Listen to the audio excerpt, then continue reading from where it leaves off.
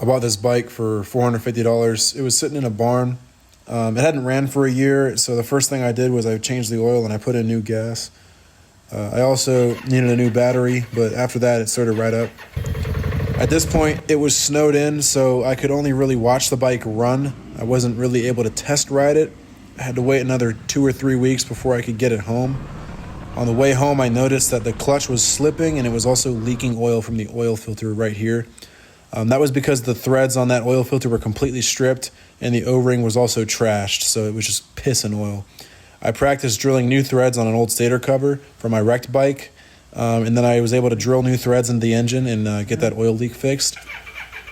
So I also washed the bike, which it was actually much shinier than I thought it would be, which was very nice. You can see here I'm checking for the leak. After that, I decided to address the 10-year-old tires. So I bought these new tires from Walmart, but when I got them put on, the shop said that the front wheel bearing was shot, so I had to replace that, which was super fun.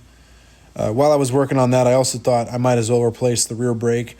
So I took the rear wheel back off and checked my rear brake, and it was getting pretty low, so I went ahead and replaced that as well. I also, by this point, replaced the final drive oil right here. As you can see, it's pretty thick. This was an easy job. I just decided to do it. It was quite hard to find the right oil, but it wasn't too bad. It was maybe $25. At this point, the bike was running pretty good, but it was too cold to ride it, so I just kind of let it sit in my shed.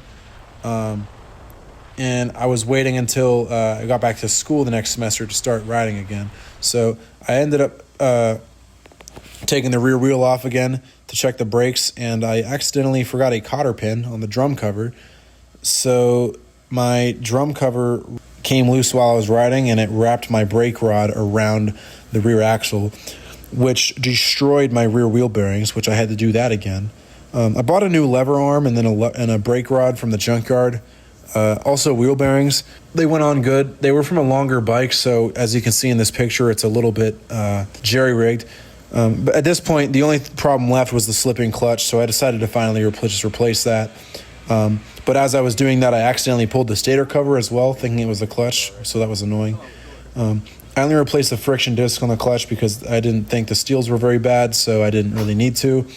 I also replaced the brake fluid at this point because it was just super easy to do and it was definitely pretty old. And at this point, it was finally time to ride the bike to school so I could park it at my dorm and finally get it out of the shed. But on the way there, I got a flat tire coming off the highway because I bent my valve stem putting air in the tires. And after that, the bike didn't really ride right because the rear wheel was super out of balance. So I ended up having to take the rear wheel off again and get that rear balanced. Because it was very off balance after the tires shifted from the flat. I also misdiagnosed this as being the front wheel, and in the process, I destroyed my brake caliper by putting the pads on the one side. So I bought new pads and a new caliper, and I went ahead and put those on. That was pretty easy.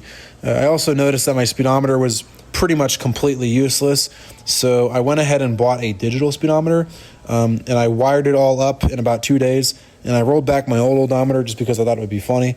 But the digital speedometer worked really good. I also put a new headlight on at the time. And then I also put some fork boots on. And then I decided to look at the air filter to find out that it was covered in rat shit. So it was running very rich for hundreds of miles like that. And I had no idea. It's impossible to buy the original air filters, so I put these pod filters in. And this caused the bike to run extremely lean.